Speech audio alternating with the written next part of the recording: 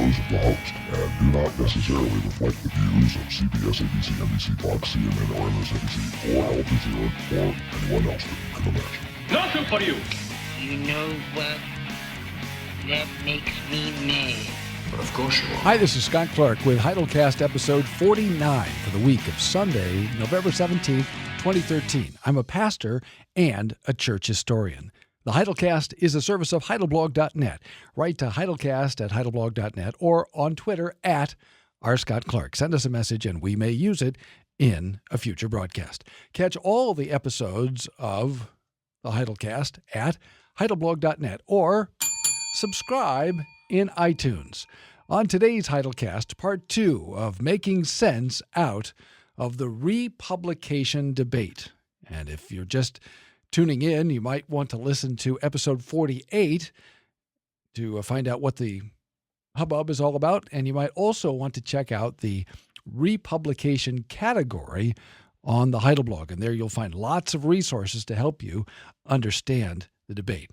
Well, parts of the confessional Reformed world in North America are in the midst of a controversy over whether it's biblical, confessional, and historically reformed to teach that the Mosaic covenant was, in some sense, because there were a variety of views, as we saw last week, a republication or a restatement of, or a reannouncement of, the covenant of works.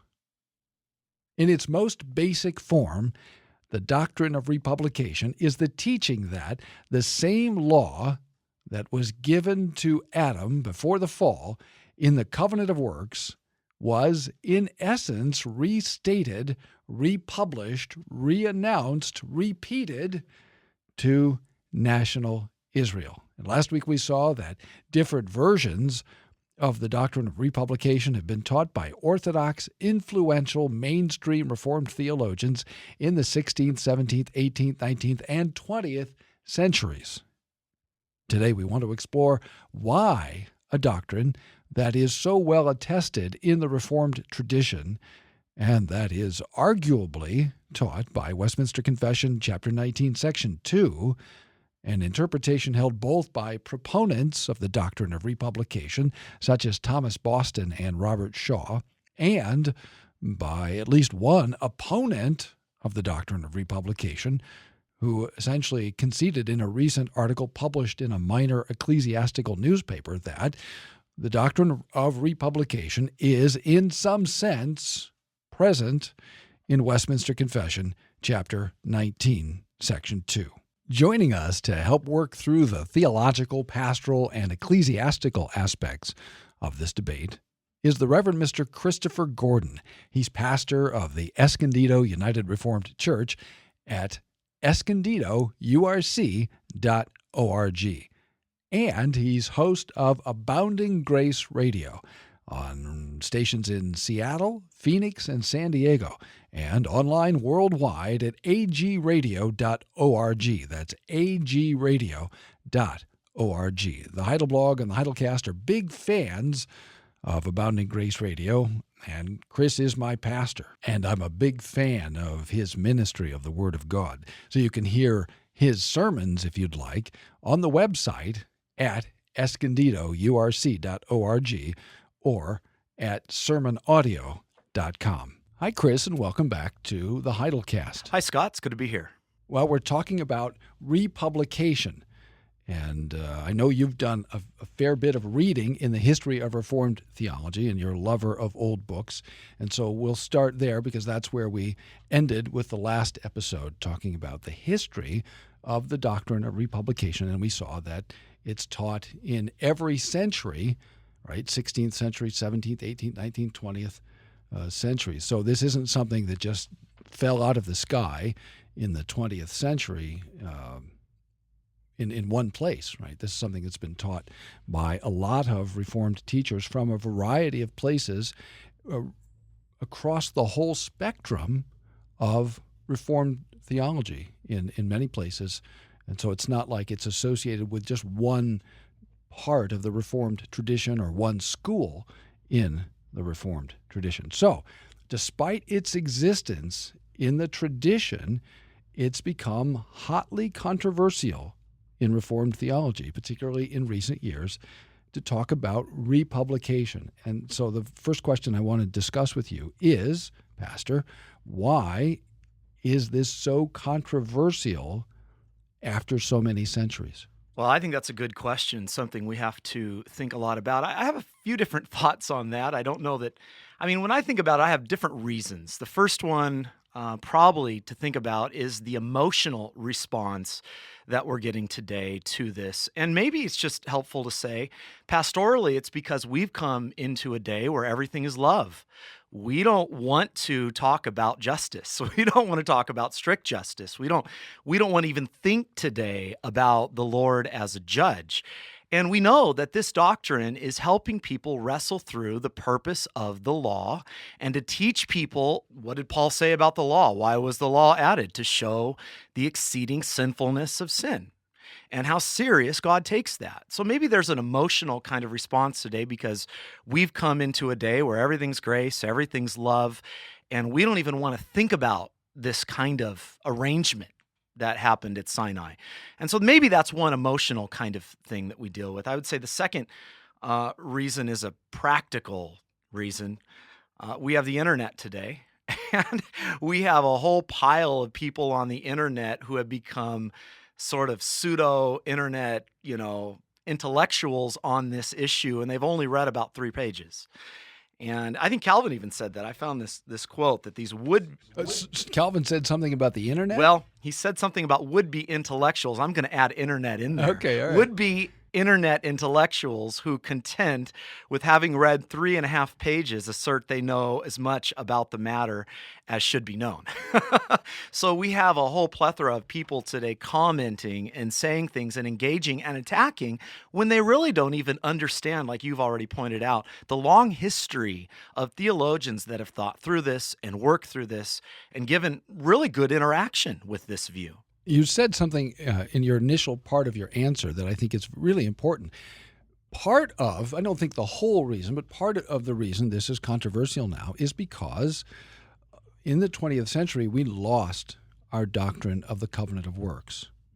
And essential to the doctrine of republication is the idea that God entered into a binding legal relationship with Adam and all humanity in Adam, whereby he had to obey or face sanctions. And in place of that has been put an idea that God can only relate to people on the basis of grace. And at this point, I always hasten to remind people that the Westminster Assembly said that God, not by grace, it doesn't say by grace in chapter 7, it says by voluntary condescension made a covenant of works with Adam. And Adam had to perform perfect obedience in order to enter into a state of blessedness. And then to make sure that we understand that, in chapter 19, section 1, restates almost verbatim the very same thing that it says in chapter 7. So that in the 17th century, and even before that, at least implicitly in the 16th century, and certainly thereafter in the 18th, 19th centuries, the doctrine of the covenant of works before the fall was widely accepted and not particularly controversial, right? The only people who rejected it were people who didn't like other parts of Reformed theology. But in the 20th century, the idea of a prelapsarian covenant of works became essentially a forgotten or a lost doctrine. And so when people come around and start talking about republication, some folks are saying a republication of what? Because there was never a covenant of works in the first place. But if you already accept that there was a prelapsarian covenant of works, that it was a legal covenant, and that Adam had the ability to do it, then when you talk about republication, there are, to be sure, difficulties because something really big has happened between Adam and us, right? In other words, between the time of the covenant of works and our time, and that, of course, is the fall, which changes everything, namely our ability to do what God commands. So, and we'll get to that.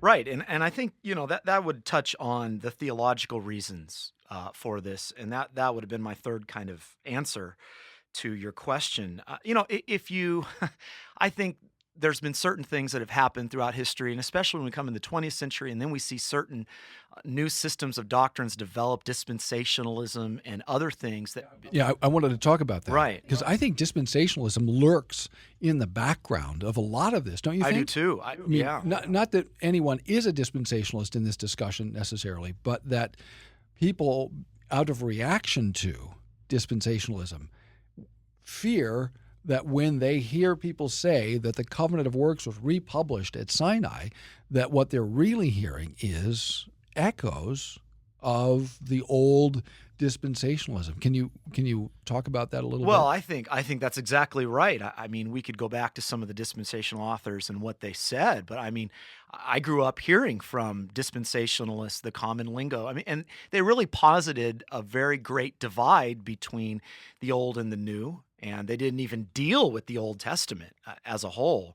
Everything was about the New Testament. And so, the basic view was, hey, in that dispensation, they were saved by their law keeping. And in the new dispensation, we're in the church age, in the age of grace. And therefore, this great discontinuity was posited. And I think that's probably the fear that's driving some of this, that, when you offset an arrangement, and you make a distinction, and we seem very nervous today in the Reformed camp with distinctions. Well, we so want to emphasize, over against dispensationalism, Right. Some of our people so want to emphasize the unity of the covenant of grace. And please, the listener needs to understand, neither you nor I are calling into question the fundamental and essential unity of the covenant of grace. And if the listener is dropping in on this episode and didn't hear the previous episode, let me say, right, here Listen it comes. to it. Listen to this.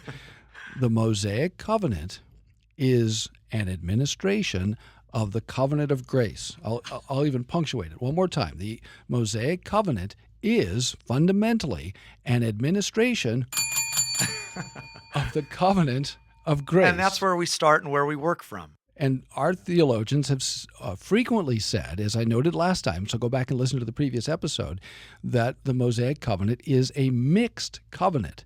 It's not only an administration of the covenant of grace, but it is.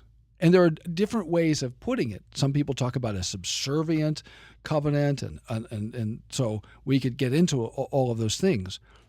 But having affirmed the fundamental unity of the covenant of grace, including Moses as an administration of the covenant of grace, we still have to account for the peculiarities, the uniqueness, the difference, which caused our older writers to describe Moses as a legal covenant, and sometimes even as a repetition or a republication of the covenant of works, not for salvation, not as if we could, by our obedience now under Moses, present ourselves to God. But that doesn't mean that it isn't, and here comes that phrase that everyone hates so much, in some sense, right, an administration of the covenant of grace, or a covenant of works. Right. And I think Paul, I mean, we can look at this textually and biblically. Galatians, what we need is a good dose of Galatians today. Galatians deals with this. Paul's dealing with this at the beginning part of Romans too, where he's looking at Israel, and maybe I'll just quote that. He's looking at Israel at the end of halfway through Romans chapter 3, and he says this. He says, "Now we know that whatever the law says, it says to those who are under the law, that every mouth may be stopped and the whole world guilty before God." So he's looking at the particular phenomenon of the giving of the law, Israel under the law, and he concludes, "Therefore, by the deeds of the law, no flesh will be justified in his sight, for by the law is a knowledge of sin." So he gives the purpose of the law, and he's saying that Israel there, when they were handed the law and they swore to do what the law said, it's pedagogically teaching us something. It's pedagogically, that arrangement was given to teach us something about our need and what we can't do. And what do we call that? Well, what do we we make a threefold distinction That's right. in the use of the law, and this is the first use of the law, right? Yeah. It's the first use. And Paul said, and I think that's really important to say, because in Galatians 3, he knows that's going to cause problems for people. He knows they're going to be concerned that you're teaching a different way, or that you're saying the law is bad. You have all the stuff we're hearing today is exactly what Paul anticipated in the book of Galatians, and this is why he says in Galatians 3:17, and this I say, that the law, which was 430 years later, cannot annul the covenant that was confirmed by God in Christ. In other words, it's not attacking the gracious arrangement that was given. This serves a specific purpose to teach Israel about the sinfulness of sin, and so that we would learn from Israel. They are a microcosm of the macrocosm. In the nature of the covenant of grace, it is not possible, Paul says in Galatians 3, right? In the nature of the Mosaic covenant, it's not possible that Moses should in any way change the fundamental arrangement that God made with Abraham. So, if anyone comes and says, aha, Moses changes everything, Paul says, anathema. Right, right. And I think that's the fear today, either due to ignorance because they've not studied the tradition on these statements. The fear is that there is, again, we get back to the continuity issue, that we are teaching with this view some kind of different way, and that it's possible to achieve that way.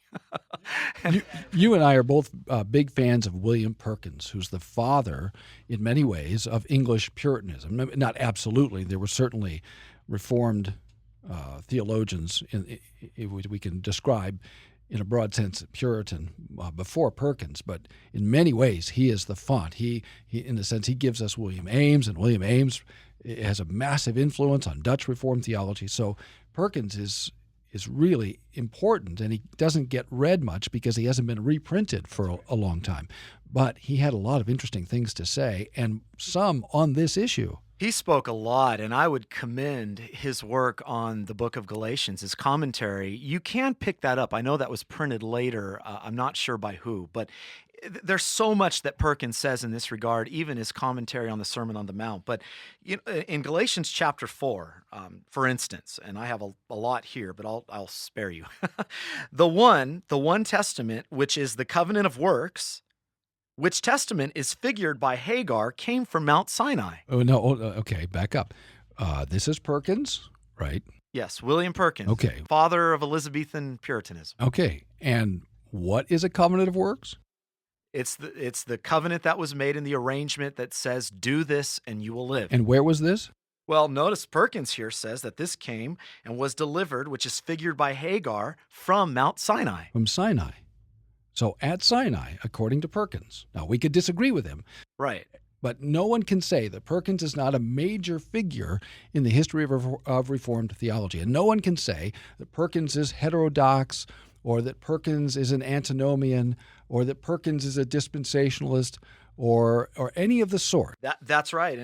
And I'll go on with the quote, but I think it's important to say. Keep going, because Okay. I just want the listener to hear that Perkins, without any blushing, any hesitation, any self-consciousness, just says the covenant of works came from Sinai. Right. And no one's accusing Perkins of being, as some have been accused in the contemporary discussion, no one has ever accused William Perkins of being a Pelagian. Well, and I'll continue that quote, but just to support that, I mean, let's add Witisus in there. The Mosaic covenant then seems to be a sort of republication of the covenant of works. Whoa, Witisus said that? Yeah, and Herman Witisus is an heir both of the Fuchsian stream of Dutch Reformed theology in the late 17th century, and he's an heir of the Coxean, the more orthodox and disciplined, if you will, the non-Cartesian Coxeans. So he's very orthodox. No one's ever questioned Herman Witisus as a representative of Reformed orthodoxy and covenant theology. His economy of the covenants is one of the finest works on covenant theology that we have in English, certainly. And to support it further, and I'll get back to Perkins, but even Thomas Boston wrote, "How then can one refuse the covenant of works to have been given to the Israelites? I cannot see." Now, I don't know any republicationist, because of all the controversy today, who is that blatant. Yeah, I mean, I wouldn't even put it as strongly as Boston. Exactly. I agree with him about how to interpret Westminster Confession 19:1 and 2.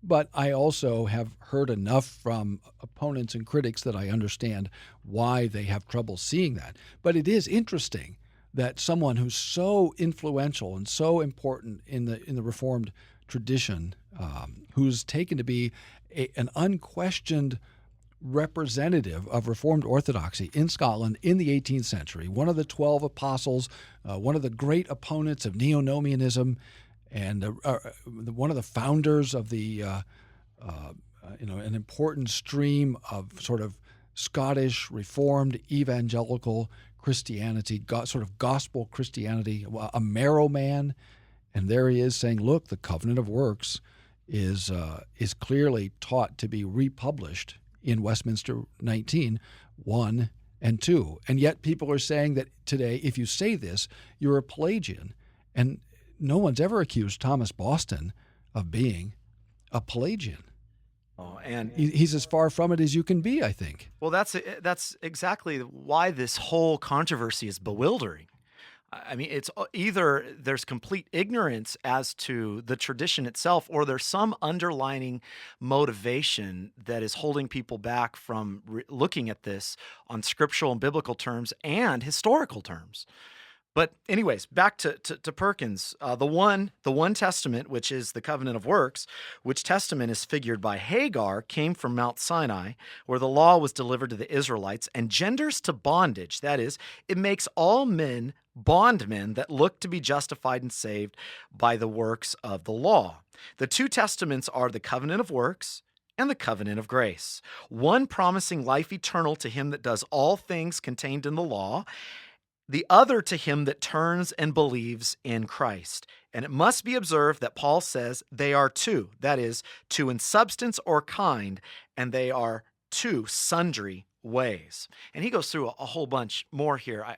We can post this if anyone's interested in reading all of this, but I won't go through it all now, unless you want me to.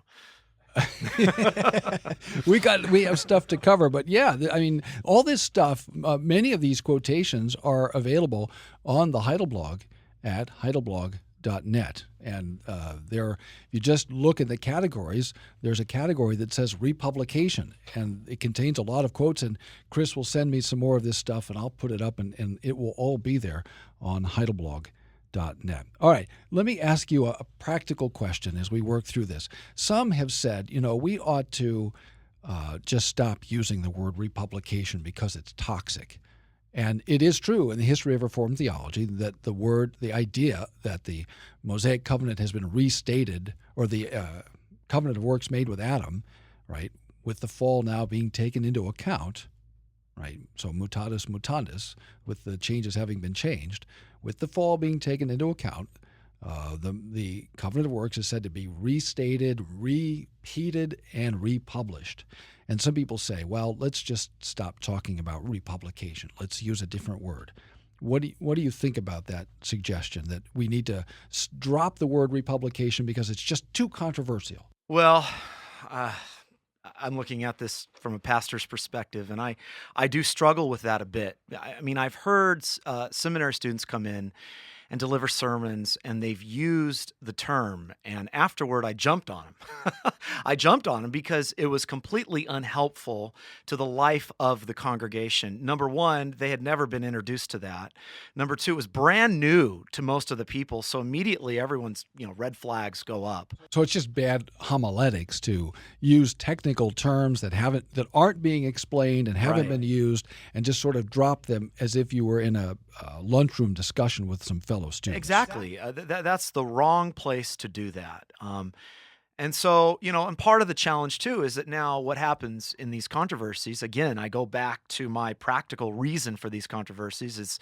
It's today that everyone's an expert on the internet, and we've got a bunch of internet trolls doing whatever they want on the internet. Well, this creates, and now camps are divided, and now the terms have so polarized people that people don't even listen to each other anymore. They talk past each other. Everybody's categorized, and that's tragic to me. No. I'm not listening. I can't hear you. I have my fingers in my ears. Yeah. It's when we did that when we were kids, it didn't work very well. Right? That's exactly right. Everyone should have seen Scott do that in person here.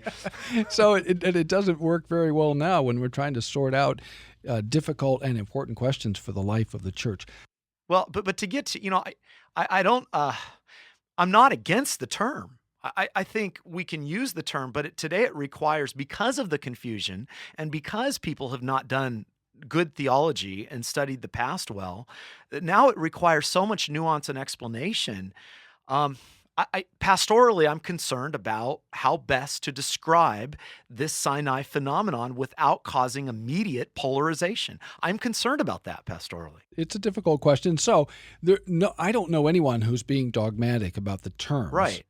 That should be used. And then, of course, there is a question. It could be that the entire Reformed tradition, right, this great mainstream in Scotland, the Netherlands, Germany, England, all across the Reformed world in the 17th century and in the 18th century, the 19th century, in the New World in America, it could be that all those people are wrong, that they were all confused, they were all misled. I mean, we're Protestants, we believe in sola scriptura, so it's possible somebody could make a case from Scripture to say, hey, that's all wrong. But that's a different thing, right, than saying, hey, this was never taught, this isn't Reformed, and no one should ever speak this way. Right. So if somebody wants to come and say, hey, all those people were wrong, and Thomas Boston is completely wrong about Westminster 19. Or Witisus even using the word. Or Witisus, he was just a knucklehead. That case has to be made and argued, and you have to persuade people. But you can't just scream at them and say, you're a heretic, you're a heretic, you're a heretic, for talking like Herman Witisus. Right. I think that's exactly the kind of spirit of charity in this kind of discussion, where we realize throughout the Reformed tradition that they tried to explain this phenomenon in a certain way using certain kinds of language, and there was freedom in that. There was nobody got accused of heresy exactly. in the 17th century for using the word republication. Right. And so it makes me wonder, then you go back to motivations. What is the great fear? Well, if it's not dispensationalism, maybe it is, but let's just say it's not, then what could it be? Well, is there also the danger today that because this so offsets, and this sets Sinai in a different vein for people, and they're nervous about that really this is a fear of a certain theonomic bent, a certain theonomic contingent today that is still present in much of Neo-Calvinism. Brainy lost out in the prize ring tonight. Can he possibly outpoint the United States Marshal and save the circus? Tune in next week. This is Louis A. Whitten speaking for the Texas Company. That's it for episode 49 of the Heidelcast for the week of Sunday, November 17, 2013. Thanks for listening. I'm Scott Clark. And a special thanks to Pastor Chris Gordon for sitting in with us on the Heidelcast. Join us next week over most of these same stations for part 2 of our discussion of the controversy surrounding the doctrine of Republication. Don't miss an episode. Subscribe at heidelblog.net or in iTunes. Write to Heidelcast at heidelblog.net or on Twitter at @RScottClark. Send us a note, and we may use it in a future broadcast. Remember, the Heidelcast may be cheap, but it isn't free. When the coin in the coffer clinks, the cost of bandwidth shrinks. Copyright 2013, all rights reserved.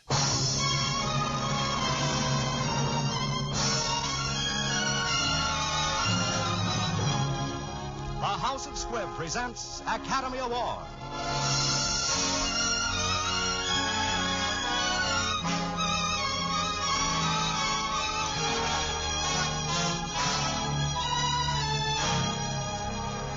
Every week, Squibb brings you Hollywood's finest. The great picture plays, the great actors and actresses. Techniques and skills chosen from the honor roll of those who have won or been nominated for the famous Golden Oscar of the Academy of Motion Picture Arts and Sciences.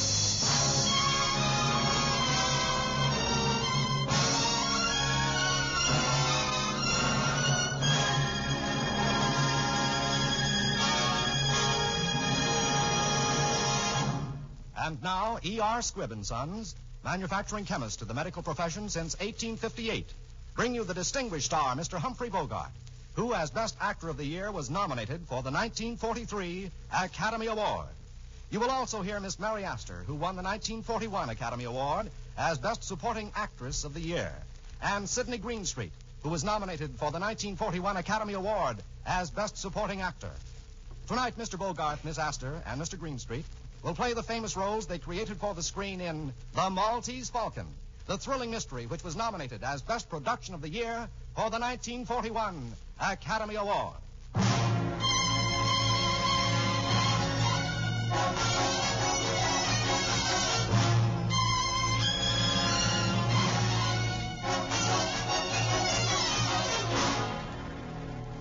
My name is Spade, Sam Spade.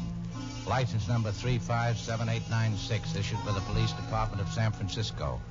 Occupation, private detective, sometimes known as Private Eye. My files in the case of the Maltese Falcon are closed, but I've got the Maltese Falcon. I got it, and some dough. My partner got murdered, and a very slick chick went up for life. I'll tell you.